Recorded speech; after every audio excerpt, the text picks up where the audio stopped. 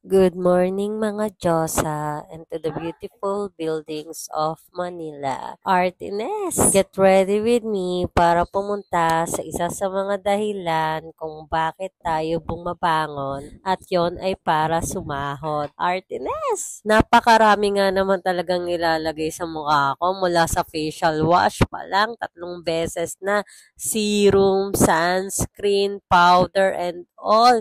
Alam mo naman, may igaganda pa. Artines! For today's kaartihan, ipapakita ko na sa inyo ang matagal ko nang tinatago, ang aking bangs!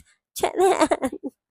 Artines! Bahala kayo dyan, pagtyagaan nyo na yung bangs ko. Minsan lang yan lumabas. Artines!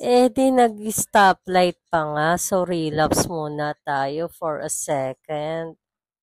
Aww. So, happy na nga ako dito dahil nakapag-time in na ako at siguradong sasahod na naman ako sa 15. And after 8 hours of duty, pauwi na nga pala ako. Nandito ako ngayon sa EDSA Mega Mall and nakikita nyo naman yung billboard ko nakadikit sa building ng SM Mega Mall. See you again mga Diyosa. Adios! Artines!